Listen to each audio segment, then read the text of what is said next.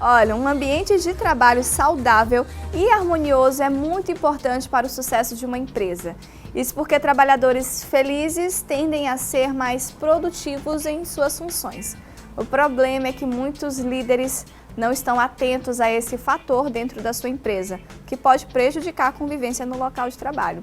Esse é um dos assuntos que iremos conversar agora com o publicitário e professor universitário Fernando Coelho. Olá, bem-vindo à nossa casa. Olá, Jéssica, olá, Iago, um prazer estar de volta aqui. E o bom é que Fernando entende, né, sobre esse ambiente de trabalho, está na universidade, está formando novos líderes. E hoje em dia, Fernando, é notável a preocupação em que o bem-estar do funcionário numa empresa é importante, não é isso? É notável, a gente vê várias empresas e várias organizações colocando isso como pauta gerencial, porém ainda existem vários negócios que não se atentam e não valorizam esse ponto.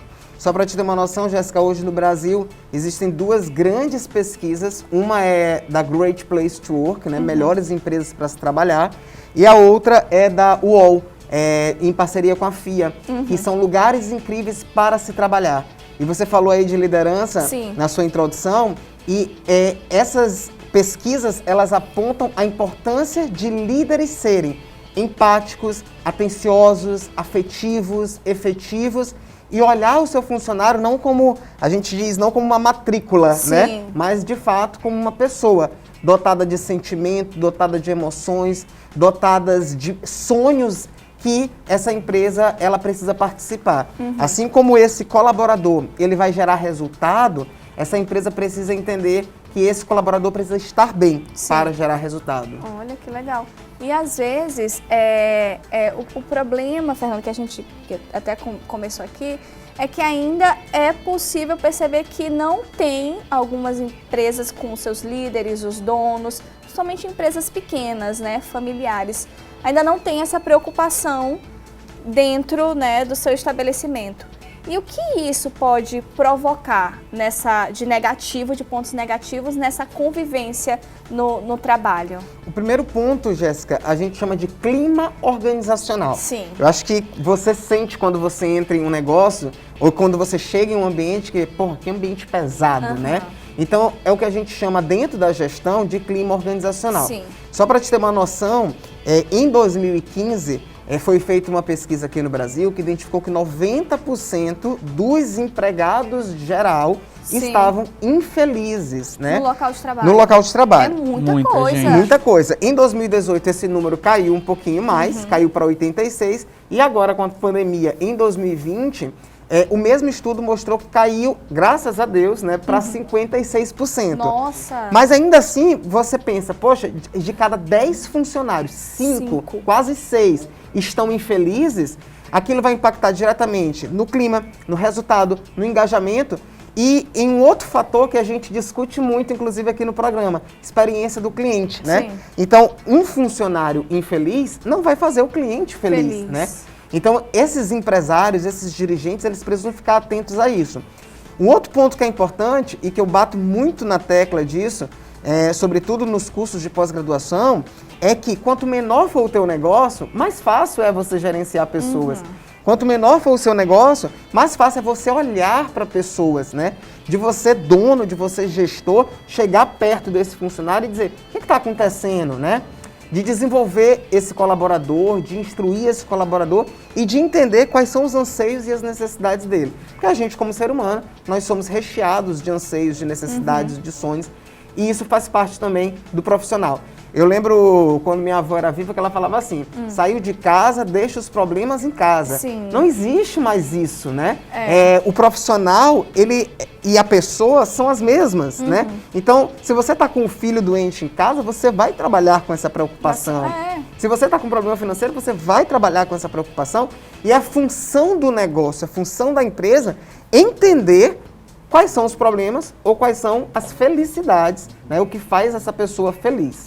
Quais são esses sinais, assim, de que aquele líder, de que aquela empresa, aquele responsável pelaquela organização consegue perceber que as pessoas não estão bem, que o negócio não está indo para frente e que esse funcionário, né? essa empresa não está caminhando como deveria por conta da convivência, por conta do clima, por conta até das condições de trabalho. Até para poder fazer um planejamento e chegar com aquela equipe, com aquele funcionário específico e tentar dar essa dose de motivação. Sim. Os dois principais, que a gente chama drivers, né? Os dois principais fatores que você vai olhar ali, nitidamente. O primeiro, a gente falou aqui, é clima. O segundo é o resultado. Fulaninho não está dando resultado. Fulano não chega no horário certo. Fulano não chega no horário certo, fulano atrasa. A gente chama de abstencionismo, né? Então, esse fulaninho, ele está chegando muito atrasado, ele está faltando muito. Isso são alguns elementos que o gestor pode identificar ali. E produtividade. Está ou não está dando resultado? Imagine um time de vendas onde tem um grupo de pessoas ali que não dá resultado, que não vende, que não bate meta. Aí o gestor, ele pega aquele fator quantitativo e ele vai identificar o que qualitativamente está ocasionando aquilo. Não está vendendo. Não está vendendo porque não conhece o produto, não está vendendo porque está desmotivado, não está vendendo porque o mercado não está legal. Então, a partir dessa análise, esse gestor, ele vai então pensar em um plano. Que a gente olha muito hoje como gestor no mercado. Alguém que não dá resultado, alguém que não é produtivo, existem 4 tipos de competência, Jéssica e Iago. Existe a incompetência inconsciente, eu não sei, né? Então, às vezes a pessoa está fazendo alguma coisa errada, você chega e dá um feedback para ela, ela diz, poxa, eu não sabia disso. Eu não sabia que eu estava fazendo errado. É incompetência consciente. De quem é a função de olhar isso? Do líder, né? Existe a incompetência consciente, eu já sei que eu não sei, né? Aí o que eu faço? Eu busco aprender. Sim. É função do líder também desenvolver o que a gente chama de PDI, Plano de Desenvolvimento Individual. Vamos imaginar que nós 3 estamos numa empresa e o diretor ali é o nosso dirigente, né? O nosso líder.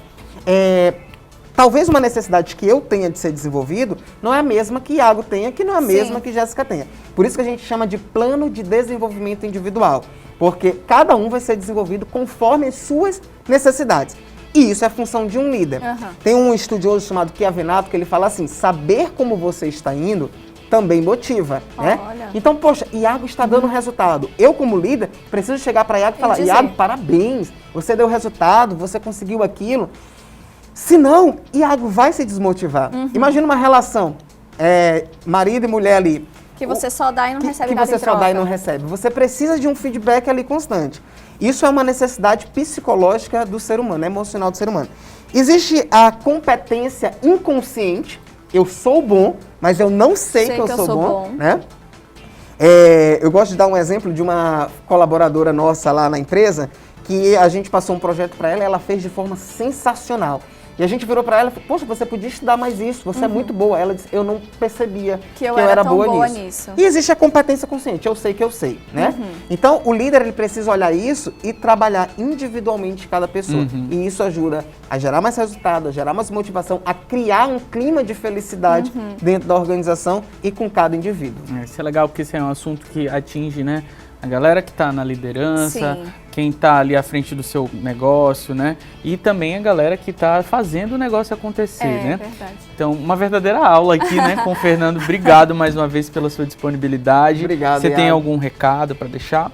A gente vai falar um pouquinho desses assuntos, Jéssica, num workshop que vai acontecer lá em fevereiro, sobre experiência do cliente. Eu falo assim, antes de você pensar na experiência do seu cliente, gente, pensa na experiência do seu empregado, pensa na experiência do seu colaborador, porque não vai existir experiência do cliente sem experiência do colaborador, né? E a gente vai falar disso dia 20 de fevereiro, no meu Instagram, Coelho_Fernando, a gente fala mais e dá mais informações sobre esse assunto. E quem está aí em casa, que é gestor, que é líder, que é especialista, já se sinta convidado. Obrigado pelo espaço mais uma vez. A gente que agradece. Esse é um assunto que é tudo de bom, que vale muito a pena a gente falar aqui na nossa casa.